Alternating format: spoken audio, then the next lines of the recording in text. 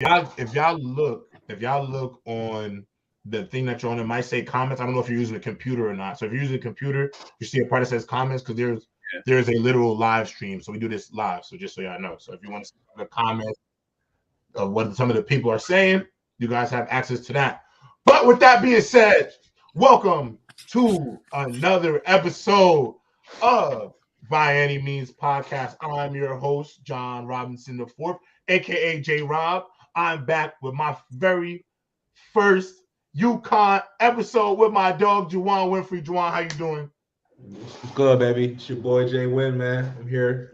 I'm really excited. You know, Juwan, this pod is dear to my heart, man. You know, you see the shirt. You know, I got my young bulls with me. I'm repping hard today. I want to welcome you both to the Player Show community. Ian Swenson, Justin Joly. Welcome to the show, fellas. Thank you so much for being here. Appreciate you guys, man. Of course. I'm gonna kick it off with you guys, man. Kick it off, Wani. Kick it off. It's your boy Juwan Winfrey from Inglewood, Jersey. You know, I heard a lot about you guys, you know, from my boy. All I hear about is UConn. But everybody says, you know, new year, new me. And you guys really made that happen last year. I was a new y'all. Like I wasn't expecting that. You know, 6 and 7, bowling. Talk to me about that past season. Like, how was that? The experience? I'll start it off, honestly. Yeah, it's for both of y'all. Yeah, no. The season was great, honestly. Like for us, like for me especially, I've been 6 years, and just seeing the progression of our team, like going against these teams that we played literally the season before, from last year to this year, it was a cool experience. Like especially like Fresno State, them the year before, and them blowing us out, and then coming back, winning that game was cool. What about you? For you, Justin, as a freshman?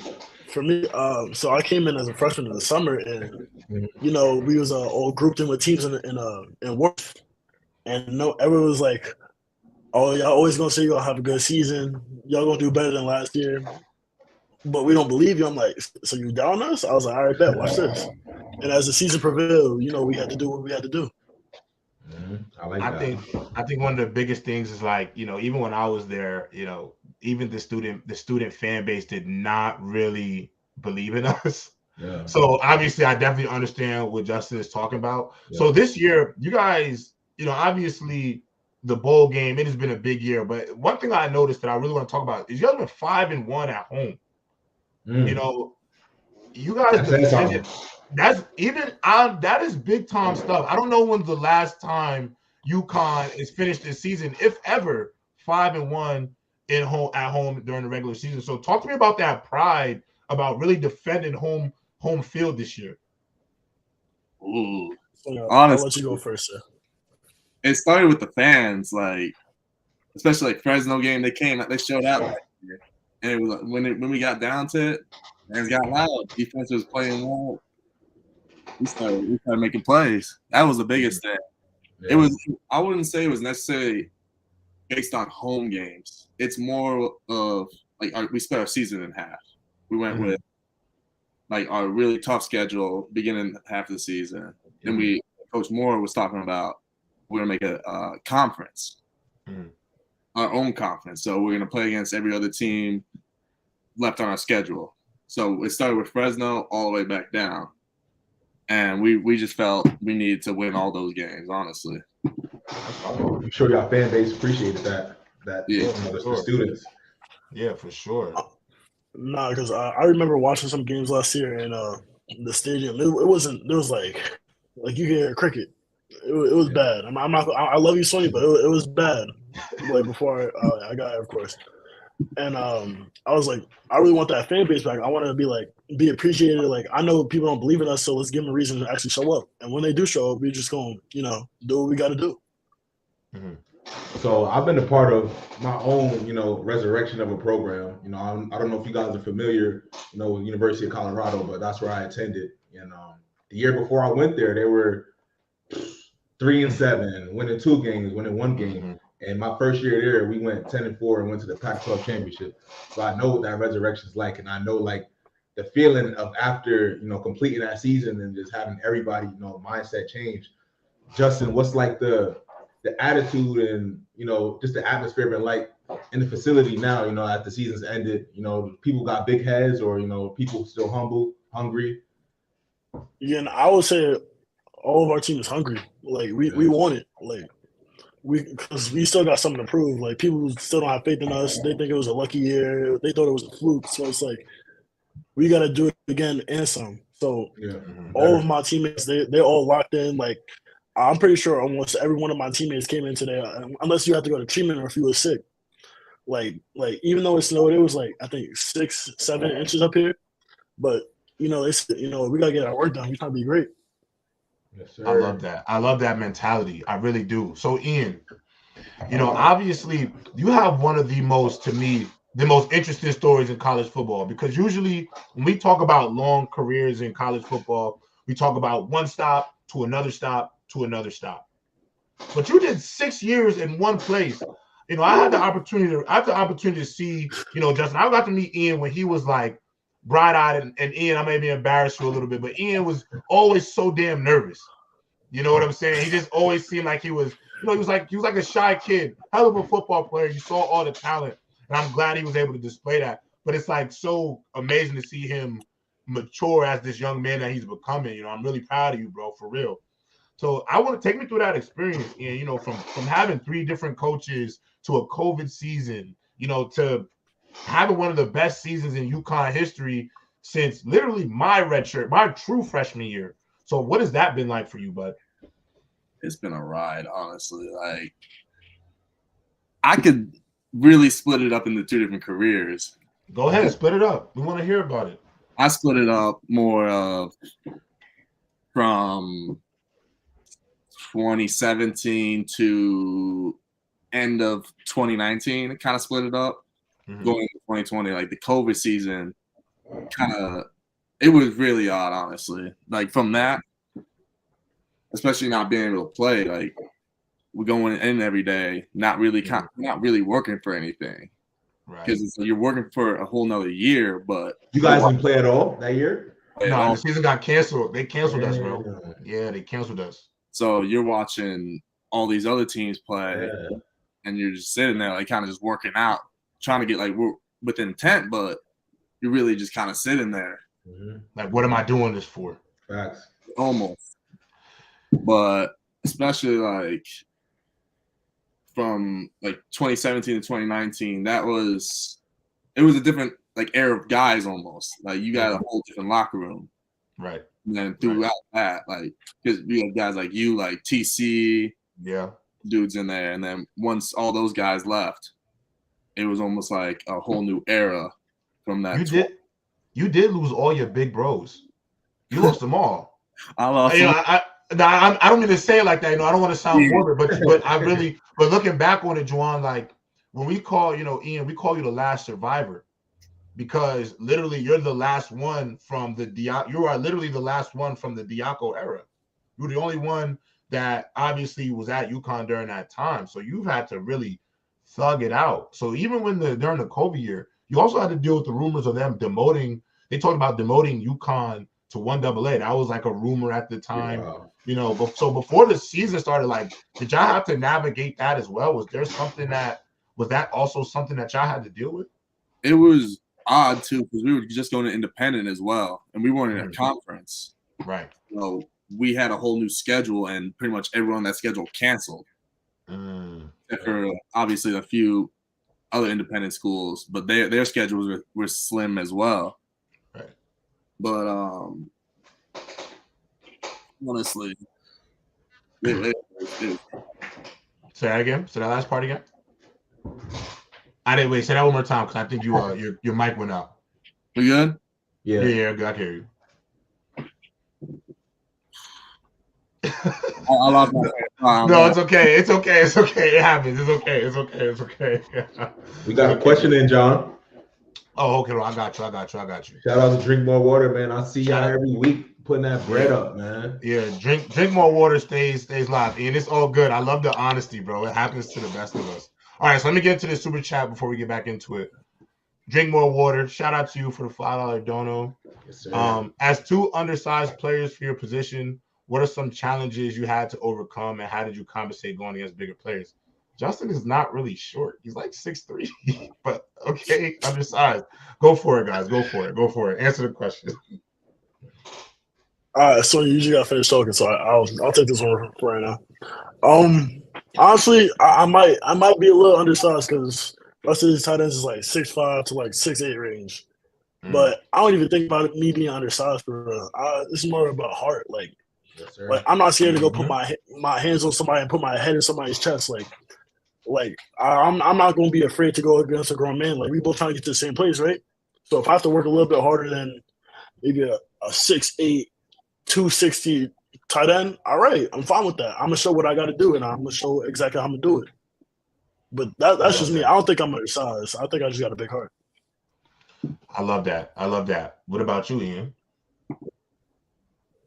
Well, for me, it's more just technique, honestly. Like, if you have better technique, you're going to win most of those matchups. Right. Learning how to use your undersized, like being undersized as an advantage, like being quicker than the other guy. Like for me, like, I'm more of a speed guy, so I like to like maneuver around O-linemen. Like that's more me. Like I don't just go in and strike O-linemen unless I have to. Then I got to, but it's not always necessarily a problem. You beat them with speed and power instead of just power and power. Exactly. I love that. Was that a challenge y'all faced in high school, or were y'all like in high school? Were y'all seeing like the bigger guys, or were y'all even still undersized in high school? I played corner in high school, so yeah, I want to say he came in as I'll say Juwan. He came in as a corner actually. Okay. In high school, for me, I was a wide receiver, so I was just a big wide receiver. Okay. So I was on the bigger side of things. Okay. Well, appreciate y'all. Drink more water. Hopefully that got your answer. Justin, I have a question for you. So despite the losing seasons, the previous losing seasons, you still decided to go to UConn. Why was that? Honestly, I have faith. So I had the two people recruit me were Coach Marinelli and obviously Coach Mora. And I didn't put the two together until like probably a couple days later. But Coach Charlton was actually an OC at Maine, and he offered me there too. So I was like, if you're gonna offer me twice, it's just like it got to be fate. And I know UConn's a big school; they got great education, and I know if football don't work out, I'm gonna be set for life when I'm done. So I'm like, oh yeah, all right, bet. I'm gonna slide. I'm gonna see what I got to do to make some play time for myself, get some exposure, and honestly, I'm happy I came here. I don't plan on leaving either. That's good, man. I like the attitude. He said, "I'm not hitting the portal. I'm not hitting the portal." I like that. I ain't puss, but I see that they view you pretty highly. A guy that could potentially be a captain down the road. How do you feel about like that? Do you like? Is that something you ever thought about? I know it affects your maturity.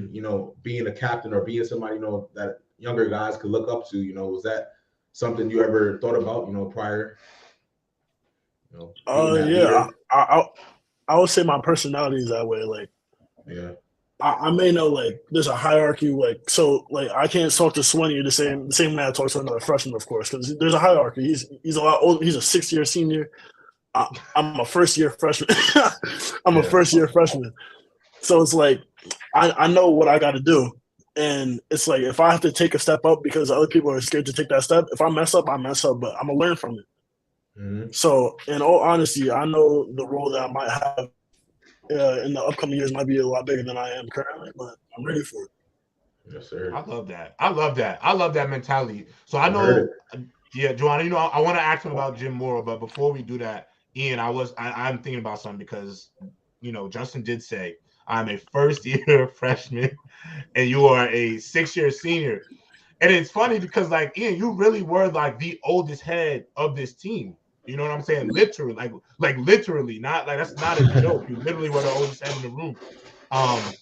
So with that experience, like, what did you learn about yourself? Because you played with a lot of young guys, like Justin, Victor, Zion, a bunch of. I mean, no, I don't mean to call you a kid, Justin, at all. But fresh out of high school, like they're fresh out of high school. They don't know what they don't know, and you've been here for 6 years. You've seen it all. So how have you had to adjust to being such a super veteran, damn near?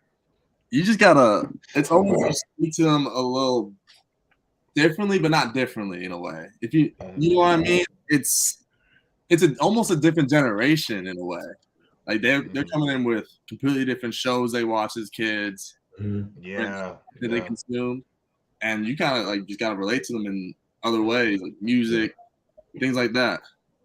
Did you find any troubles bonding and really creating those relationships, or did it go pretty smoothly? Because I know how it is, I was one of those guys, 5th year senior, a lot of your boys leaving.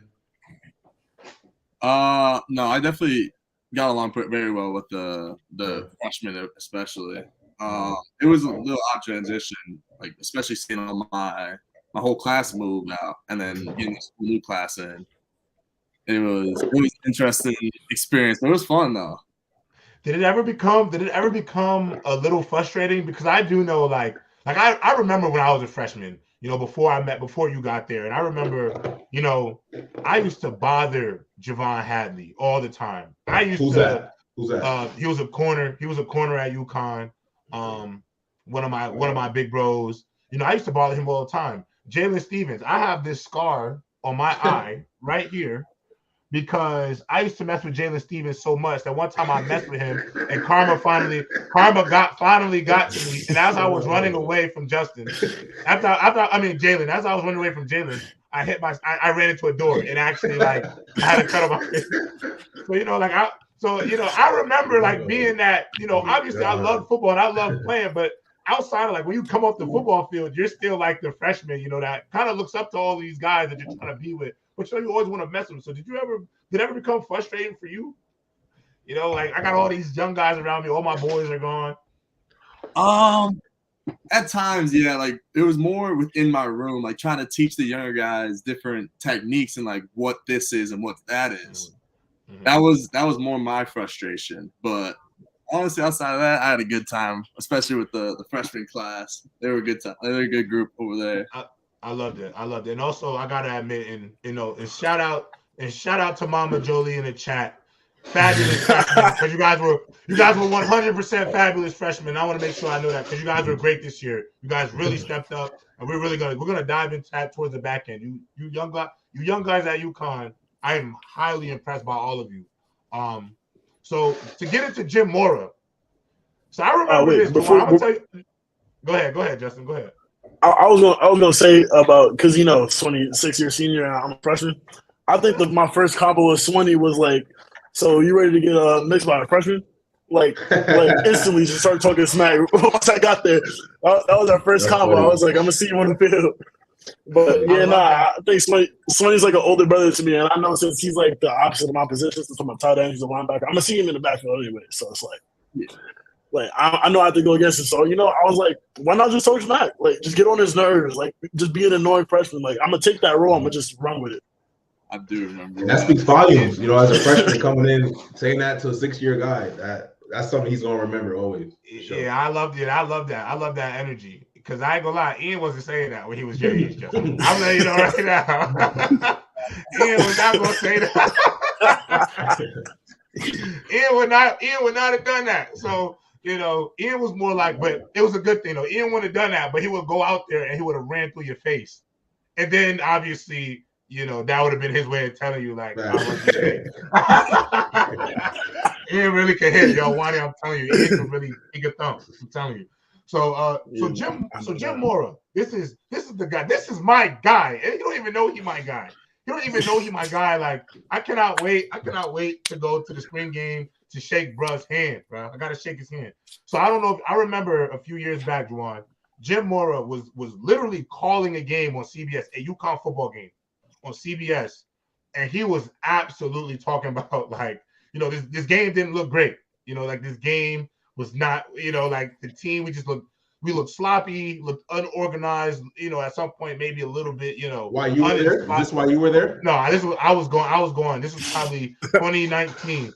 It was probably like 2019 after before the COVID. Then it was a COVID year, and next thing you know, he takes the job. You know what I'm saying? Like he takes the job, and we're here now. You know, with this team. So y'all gotta tell me about this guy, because right now for me, he's kind of like a mystery. Like he's like this aura that I want to learn. So tell me about Jim Mora and his effect on you guys. Oh wait, as you guys call him Mora. You gotta start with him first. You gotta start with Joly first. All right. So, Coach Mora, he's been good vibes. Like, they offered me the day right after my state championship. I had a really good game that year. But I was on the phone with him and Coach Marinelli, of course. And Coach Mora, he was just good vibes. He sounded like he was like a part of my family already. Like, I invited him to the cookout like 5 times already. I was like, yo, this man is really cultured like that. I was like, all right, I can get down with it. I met him in person. He smiles, he laughs. When he gets serious, he does get serious, because obviously that's all coaches though. But he's gonna try to keep it on the bright side of things, and but he's gonna love you like your family, and I can appreciate that. And I was like, you know what? That's why I'm here. I love that. What about you, Ian? You've had 3 different guys. Talk to me about the third guy. Coach Moore, when it's time to work, like he's a cool dude. Like, when you ever get the chance to meet him, like he's a cool dude. He always got his celebrities in his phone. He always talking to people. He having a good. When it's time, it's from the NFL and UCLA days, man. No, literally. But when it's time to get it going, it's time to get going. Like, we're locking in. And the thing that really makes him like special, along with the coaching staff, is it's not just working, just the work. It's working with intent. You're going to do this. Like, we're going. Yeah, we're doing this drill to get this out of it. It's not just like, oh, we're going to do to this drill, and you're supposed to just set an edge, but you're not really like learning what you're actually supposed to do. So with him as your coach, you know, I know you got to get to your part, but I just want to. No, you good. You know, I want to piggyback off what they're saying. So, you know, when you go into camp, Juwan, you can obviously envision this too. Do you remember like your first? Not your first, doesn't even matter. When you have spring camp, summer camp, and right before like camp starts and you're about to get into it, you have like that first meeting because everybody moves in and everybody's getting their roommate, and, you know, you're figuring it out, and then you have like that first meeting, and then like your head coach gives like that big speech right before camp is about to start. What you don't have to give everything he says, but what was his message to y'all going? Because you guys are about to go through some serious work for the summer. So what was his message to y'all?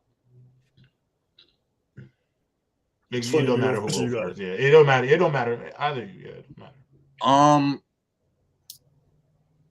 It was his message essentially like right before camp. He was talking about what are we gonna do this year? How are we gonna prove these people wrong? Because only the people in the building believe in us. Nobody else believes in us. It's literally all 100 and how many people are in there versus the world, pretty much. We came in there looking for blood and to really work. I think you guys were tired, bro. You're tired of losing. Go ahead, Justin. I would say on my end, the way he put it, he was like, hey, if y'all want to win, we gonna give you the format. You just gotta run by it. And we ran by it, of course. But he was like, one thing he liked to say, of course, hard things are hard. He's like, so like, if you want to be great, there's a lot of work that you got to do to be great. But if you just want to be average, you just sit there, lay on your couch, play video games all you want. But if you get up and actually think about it as you not just getting through it, but actually wanting to do it, is doing it with intent. Is what one of my coaches likes to say, Coach Bono. So if you do it with intent and there's a reason behind it, it'll come to show. I love that. I'm so excited for next year. Go ahead, Juwan. Or did you are you frozen? Juwan, you here? Yeah, no, he's frozen. My videos, that's up. Are you good, bro?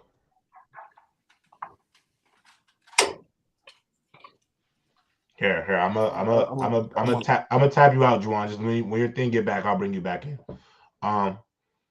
So anyway, Ian. Well, I'll let him handle that. But Ian, So, actually, well, Justin's back. So obviously, this question will definitely go to the both of you. Will 100% go to both of you. So now this year, obviously, there's a transfer portal now, and with the transfer portal, there is new waves of competition. Always, like I think now more than ever, college football programs and kids in college football will continuously. Every year, every season, you might see 10 new faces because 10 are going to go hit the portal. 10 guys are going to come into your school. How has the portal affected the level of competition in practices? And on top of that, I mean, I'm gonna be honest, Ian, you can tell me the truth, and Justin, I want you to tell me the truth too, because you both were recruited by the university, so you're not portal kids. Is there also a level of like almost arrogance? Because sometimes kids come from bigger schools, and then they come to UConn and may assume like I went to so and so, but I'm at UConn now. This is my ish now. How's that level of competition been for you guys? On my end, I know. So we got this guy from Michigan. I'm a name drop because obviously, y'all could easily find him if y'all just look at our roster sooner or later. Louis Hansen, and it was like he fit in with us. Like our tight end group, we put him around, we put him in the area. He was another piece of our puzzle that we were just trying to figure out. And he was, so it didn't feel like competition. Obviously, they're gonna come with their chip on their shoulder because like they got something to prove. They want positions. They come after the spots. That's cool and all. I'm not afraid of competition. I wouldn't be playing D1 football if I was afraid of competition. So I see this. Hey, if you're gonna cover my spot, just know I'm coming for yours too. And it don't matter how old you are. If you're new, like you a transfer, like I'm gonna respect you because you did come from a D1 college. So we both doing the same thing. We're doing it correctly. But personally, I'm not scared of competition. But like, what was the question, John? What was the question? My stuff had lagged me out, man. I missed. No, it's okay. No, I was just because obviously I know you had a question. I want you to be able to ask your question, but I was just asking them about the transfer portal, and I was just asking them about like the level of competition. Obviously there's always new guys coming into to camps now. I was gonna say, Mora didn't come in with his own luggage. Yeah, he didn't bring a Gucci bag. Yeah, he wasn't trying to. That Louis with his own spill. Did Mora come with the Louis bag? Nah, Mora had the Louis bag and put us in it. Yeah, I like that. See, that's better. I like that. Justin, I'm really feeling your confidence, bro. I like your attitude, bro. Not for real. It's infectious, bro. It's infectious, bro. Keep that energy, bro. It's going to make you great. Ian, what about you? I think it's good, honestly. It just adds another level of like play because it's easy. It makes it easy for. I think it's really good for like the FCS guys, especially for them to showcase their talent in FBS, like move up a division, show what you got. And I think like they come in, they've helped out tremendously with our program, as you've seen. But I feel like especially the transfers are welcomed. Like you come in, you're welcome right into the family. I feel like we haven't really had problems with that since I was there. That's awesome. That's good. Go for it, Wani. All right, Ian. This was for you. Like John said, you had 3 different coaches, in 6 years, and you stuck it out. And did it ever become a thought to leave? In and out, there was thoughts, especially before the 2022 season, like right after the 2021 season, right as Coach Mora got there, there was levels like I might just transfer, get out of here, like graduate, transfer, see what I get. But Coach Mora brought me into his office, was like, hey, like we want you to be here. I'm like, well, here we go. Yeah. That's all it takes, yo, Ian. That's really all it takes, man. Somebody believe in you. So somebody believe in you. And actually, just because we said that, what does that mean to y'all? Like just somebody, Justin talked about him feeling like, coach could be at the cookout, and Ian, you talking about Coach Mora just telling you like, I want you to be here. How is playing for a coach that legitimately has your back as not only a football player, but just as a human being? please explain to our audience how far forward that goes. Great question. I think this is more of a Swenny question because I, just got here. It's a level of football, like a level of like character you don't see everywhere. There's a lot of coaches out there. I'm not even saying just at UConn. There's across the nation. Across the nation, there's coaches that like really like just like, hey, like you're just here for my personal benefit, and like once you're used up, you're gone. Like that's kind of what it is. But more like Coach Mora actually really cares about us as like as people and like, as human beings, and that's like one of the most like that's the thing I admire most about Coach Mora, honestly. It's priceless. It's priceless, yo. What about you, Justin? I know you got it. You called him Mora, so he make you feel some type of way, and the name went viral. You know what I'm saying? So that's your guy. That's your guy. Yeah, nah. He's like I would say he's like an extension of my family. Like I feel like if you put me and Coach Mora in a room together, like there's not gonna be no conflict. Like you gonna hear all jokes and all laughs. Like I love that. And for him to have faith in us, it honestly helps the team morality. Like as a team, I would say it was all right coming in, but once we knew we had I like I said, I didn't play for Atsu, so no disrespect to him, no disrespect to any UConn coaches in the past. But playing for Coach Moore is like, oh, he got some juice to him. You know what? I'm gonna up that. I love that. I love that. Ian, the name of the game is adversity. We've all been through adversity. I got suspended from Maryland, basically kicked out. John's situation with UConn. We all. And Juwan, Ian was there. He watched me get. He was. Oh yeah. Wow. Ian watched me completely get publicly embarrassed in front of our entire team. Actually, okay. It was actually one of the most embarrassing moments. So he knows. Well, we can tap into that later. This is about you, though. Adversity. Yes. Adversity changes a man, and I'm not sure if the audience is familiar, but you had lost your father, while you was in college. Talk to me about kind of how that kind of had an effect on you. Was it a positive? Not losing anybody is never positive, but did it leave an effect on you? That brought you to a different place. Yeah, honestly, it happened going into my freshman year, so I just got to and just like getting to UConn and like seeing all the guys, like I was kind of like a new environment, didn't really know anybody.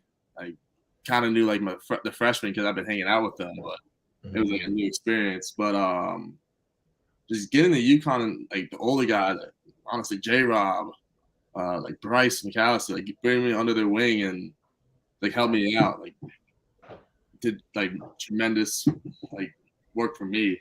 It helped me so much throughout that process, and just putting my head down and just grinding throughout my whole like college career was very beneficial for me.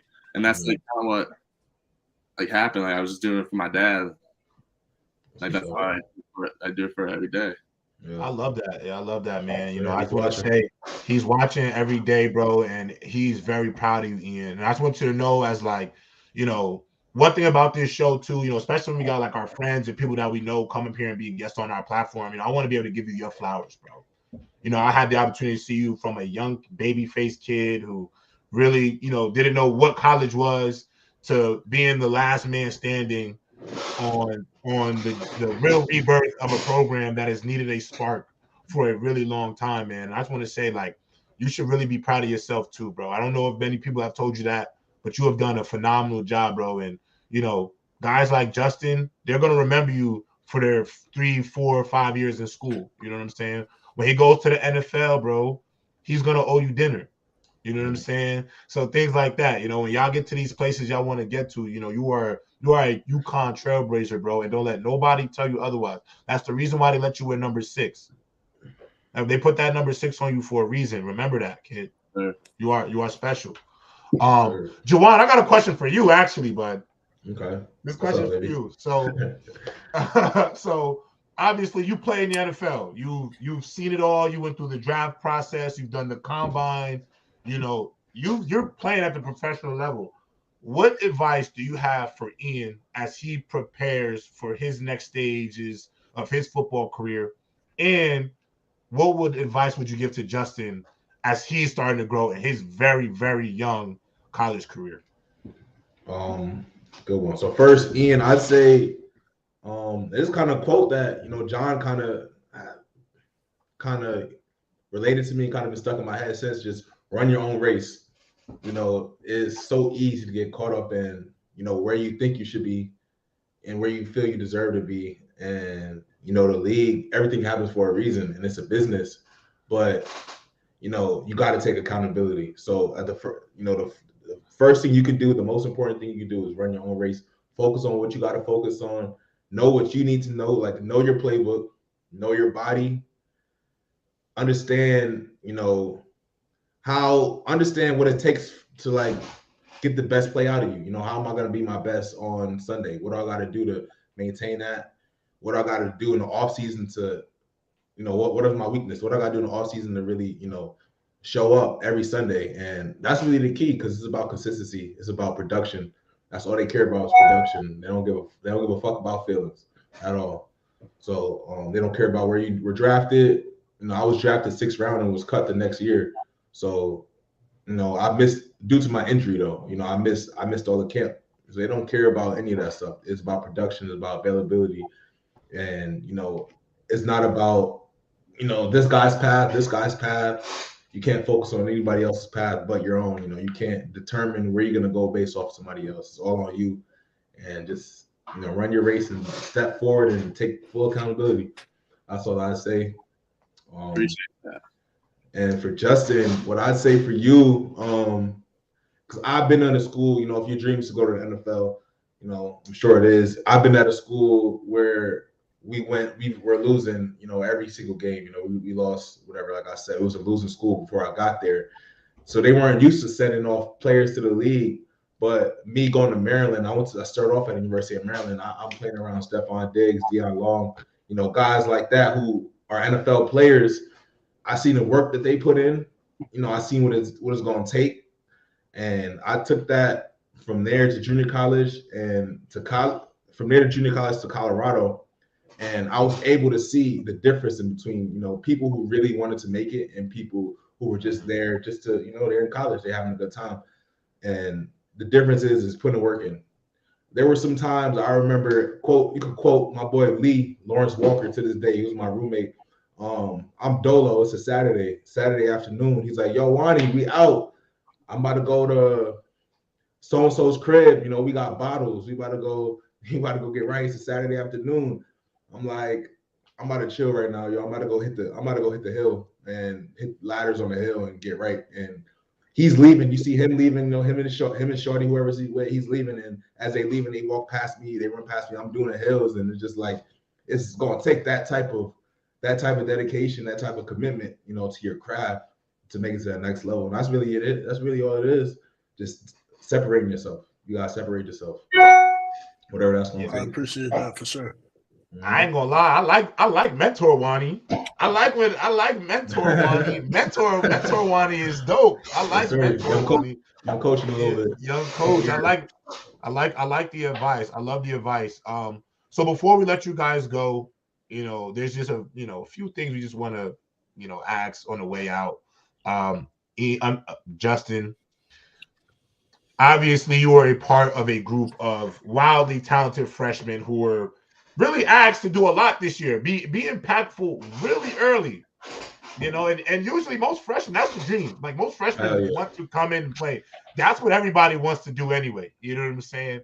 But when it actually happened, it was, I would say you, Zion, Victor, being so young and having so many high amounts of snaps, how has that elevated you, and actually not even elevated you, matured your game?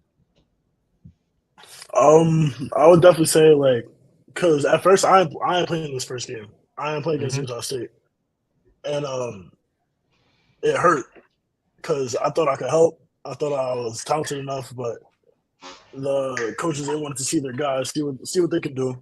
Fair enough. I don't blame them. So I had to prove, or I had to do something that the other tight ends weren't as good at. So whatever they weren't as good at, I had to prove it myself. So I love all my Titans, of course. Like, they're all good, but injuries. There was a lot of injuries on the team, so a lot of people have to step up. First game, Utah State, our starting quarterback, Taquan Roberson got hurt. Mm-hmm. And then Z had to step up. He did good that game. Yeah, first Juwan, game.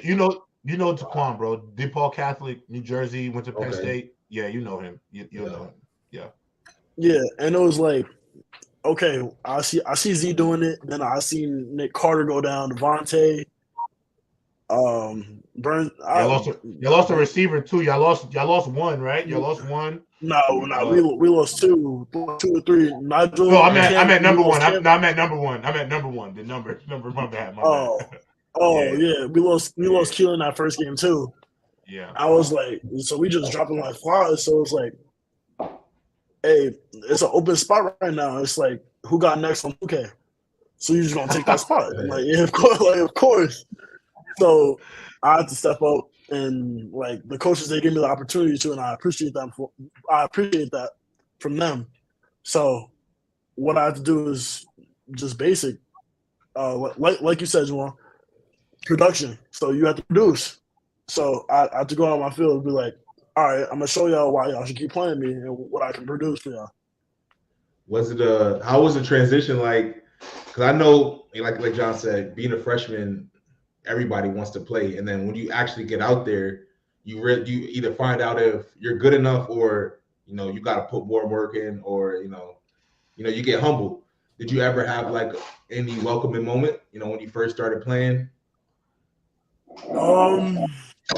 I would say one of my slants against Fresno State. I got a slant, and then I got boomed. Yeah. Absolutely boomed. I was like, "Yo, Juwan, I know exactly what play he talking. I know exactly what play he talking about too." I ran a little slant like this. I was like, you know what? I can't forget. We're not high school. There's everyone in here is D1. Everyone's good. So faster speed. I'm playing against like 24-year-olds who been lifting weights since I was in like 8th grade. And like, come on. Exactly. But it is what it is, because like I'm gonna have to grow up. I'm gonna have to do it too, and I'm gonna be like that guy. So it's like whatever happens, it happens, and you just gotta deal with adversity. Yeah, I like that. So Ian, my last question before you go. Actually, and I hate when I do this. Can I usually say I'm supposed to not? My mom talked to me about this. I'm not supposed to say before you go and then say it again. But Ian, you've had 3 different DB coaches. Actually 4. I think you've had 4 actually. Because I think one got fired midway through. 4, 5. You've had a lot. So you've gotten a lot of verbiage, like very, you've heard it all very early in your career. So how are you going to use some of the experiences of having so many different voices in your room? Are you going to be able to take that into obviously this next step in your football career professionally? Mostly because all these coaches, they're all different in the way they teach. So I can learn in a couple different ways of how how a playbook runs. Like the coach should do more visual like presentations and like just chalk it up, or just draw up plays, or we can take us out of the field and do walkthrough. Like I can do whatever. I can learn however way the certain position coach wants me to learn. Which I think there's some beauty in that, honestly. Like, and having like a couple different coaches sometimes, like, because so much you could pick from, like, each little coach, and there's little stuff that they all teach that's different. So it's like sometimes it could have a little benefit. No, it does. That's what I was saying. Like, bro, he's seen a bunch of different styles. So UConn quiz on the way out. Paige Beckers or Caitlin Clark? Paige. We know that. Paige. I'm just asking. You gotta ask. I'm not gonna lie. I don't know why you would ask that question. You see this Husky, right? I mean, you see it. Hey, I gotta make sure the faithful are in the chat. So we gotta talk. Is Danny Hines the greatest shooter in college football? Yes. Shout out to Danny Hines. The freshman? Wait, is that freshman? She was a freshman like maybe 3 years ago. Is that Paige? Paige is a sophomore. She probably gonna be. Paige. Paige.